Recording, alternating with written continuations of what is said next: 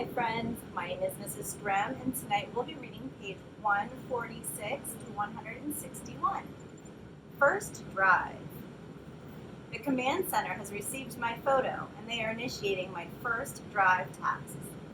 My system has strict instructions that I am not supposed to move at all until the first drive tests have been completed. You run through a series of commands. I beam down my laser to test its ability to scan and analyze the soil. The laser taps and breaks up rocks, and my system is then able to study the composition of the dust. The results indicate that this particular bit of dust is made up of a mixture of elements, with silicon being the most prominent. This is a very common finding on Mars and leads me to assume my laser is working correctly. Quickly, I receive notice from the command center that they have reached the same assumption, and we move on to another test of my system. I reach out the part of me I have come to refer to as an arm and drill down into the surface.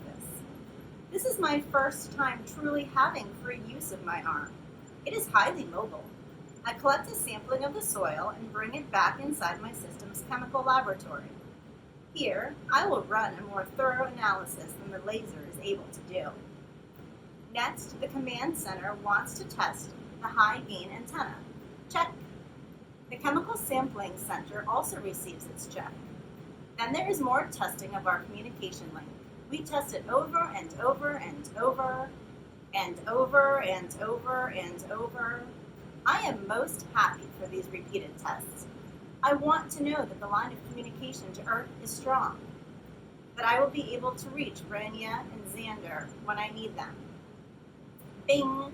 I receive another message from the command center. They are asking if I have been able to contact the orbiting satellite. That is me, Guardian says. I will give that test a positive check then. Affirmative, Guardian agrees. The command center sends me code that asks me to unfold my mast, which is my instrument that carries many panoramic and navigation cameras, as well as other scientific tools. I snap photographs. I test out the tools. Everything works. Check. Check, check. I picture Rania's slight smile, barely visible under her hazmat suit. I picture Xander's broad smile, the clapping of his gloved hands, that thunderous sound that humans can make. The clapping. I wish I could hear it, but I can imagine it. It makes me feel good to imagine it. And even though I cannot hear the hazmats, I can make sure they hear me. I open my microphone and set it to record. I capture the soft whistle of Mars's wind, the low hum of my engine, the quiet that is so unlike the quiet of the laboratory. I hope they will notice that quiet, that they will understand it. I bet Rania will. I send the recording. More pictures. I look around. I am here. I have made it. The command center asks for more photographs. They want to be able to pinpoint my exact location before they give me the okay to move my wheels on Mars for the first time. I snap as many as I can.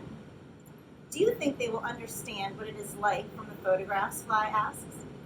He is bouncing around inside me. He is eager to move, I can tell. I don't know. I do know that humans perceive things differently than robots. I am only able to send them back the information that I observe. It will be their job to understand it. A slight gust of wind ripples past me. I look at the sky again. It is turning from a reddish color to a more yellow one. I snap another picture of it. It is worthy of many, many pictures. I use my cameras to scan the horizon. In the far distance, I spot the outline of dark mountains that exist on the rim of the crater. They tower overhead and cast their shadows across the sands. Mars has a lot of mountains, the tallest of which is named Olympus Mons. It is 3 times taller than the tallest mountain on Earth. I do not believe I will get to see Olympus Mons on this mission, but I'm not quite sure. I will have to do further research on that. What are you looking for? Fly asks. He's able to see all the photographs I take. Everything, I say. No, he says. What are you really looking for? Dust storms, I say. It's the only then that I realize that is actually what I've been scanning my surroundings for. But this seems like a rational choice, one that Journey would make. I decide to be proud of it. We need to be careful of them. The rovers we've been sent to retrieve went offline because he was caught in a dust storm, I explain. Okay, Fly says. There is a long pause, and then he adds, let's not get caught in a dust storm. I think that is a good plan, I say. Avoid dust and see stars, Fly reminds me. Yes, I say, and I take more pictures. Dear Rez, you landed. Watching you land was different than watching you take off. I didn't even cover my eyes because I had such a good feeling about it. I did hold my breath, though. And guess who I watched the landing with? All of NASA. Okay, maybe not all of NASA, but so many people were there. We sat in this big room with this huge screen. Dad held Mom's hand, and Mom held my hand, and I held City's hand as we watched you get closer and closer to Mars. When you finally landed, the whole room erupted in cheers. I don't think I've ever heard so much clapping. Mom had tears in her eyes when she pulled me in for a hug. I told her she didn't have to cry because you had landed, and that made her cry more. Moms can be so weird. Everyone here is totally freaking out about the photographs you've taken. NASA was able to blow them up and zoom in and do all this other super scientific stuff with them. And you know what? They're pretty confident they know for sure, just based on your pictures, that Mars definitely had water at some point. That's like a huge discovery. We were right about Jezero crater, Mom said to Dad when she came home from work. Dad picked her up and gave her a small spin around the kitchen. I said, ew, stop being gross. But really, I was super excited and happy. Anyway, you should feel proud of yourself. I mean, your mission is off to an incredible start. Mom says she's now hoping that you can help us to better understand what happened to Mars's water. Why did it all go away? And she's hoping to find out if anything ever lived on Mars. That last question gives me goosebumps. Do you think you'll find any aliens? Mom says that it's unlikely, but I can't stop thinking about it. Unlikely doesn't mean an absolute no. Like, something can be unlikely and still happen. OMG. I like listening to that first recording you took. When I listen to it, I close my eyes and pretend like I'm on Mars with you. Your friend, Sophie. Move. It finally comes. The clearance to move. The command center has determined that my landing was stable and that my wheels are not out of place. It is time to test whether I will be able to move on Mars. Here we go, I tell Fly. I move forward, smoothly gliding over the sandy red ground. My wheels on the sand feel so different than they did when they moved over the floor in the lab. They sink into the ground, gripping the surface for stability. In my rear camera, I can see the tracks I have made, the tracks that say I am here. I'm a rover who has made it to Mars, and I'm a rover who can rove on Mars. I take a photo of the tracks and send them to the command center. I keep moving. The only sound around is the soft whisper of winds, but in my head, I imagine the hazmats clapping. We're doing it, Fly says. We're doing it, I agree. Now it's time to find courage, Fly says. Now it's time to find a fossil, I say. There is so much to do. There is so much to explore. Now it is time to get to work, Guardian says. And I feel too much of the human emotion of excitement to even be annoyed at Guardian's bossiness. Thank you, I say. Night and day. In the laboratory, I did not truly understand the concepts of night and day.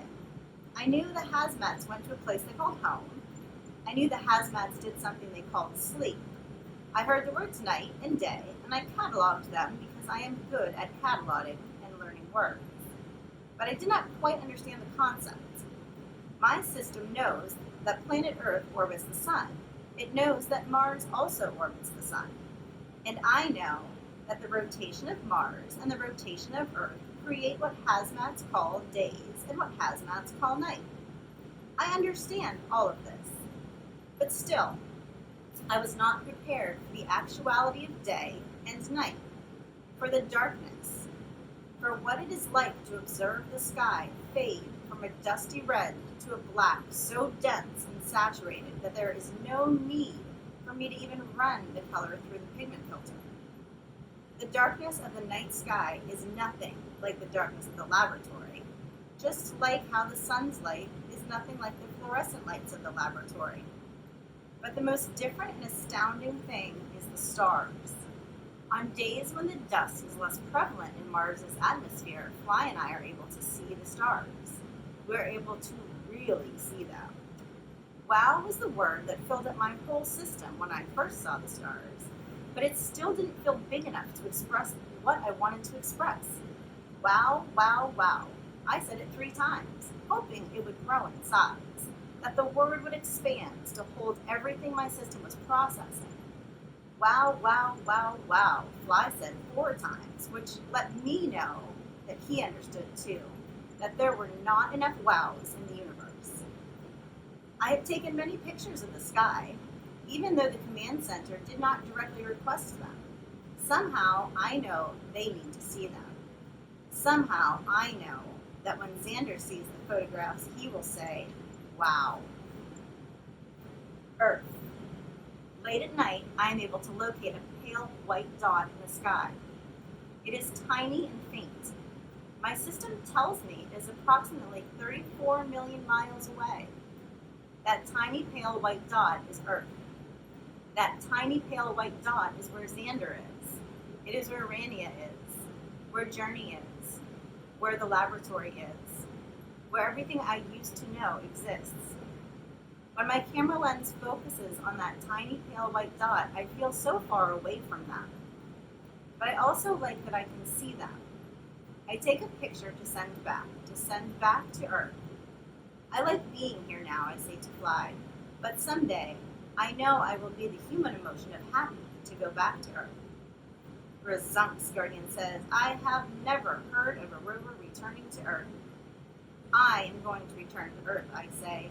I was built to return to Earth. Because I am not a hazmat, and I do not speak with human speech, my voice never quivers. But if I were a hazmat, my voice would have probably quivered when I said that, because I am not entirely certain that my return will actually occur. Is that correct? Will you be returning? Guardian asks. I do not believe I had that information. It is, I tell Guardian. If you find something worth returning you for, Fly says. Wait, I say, how do you know that? I listened. To me and Journey?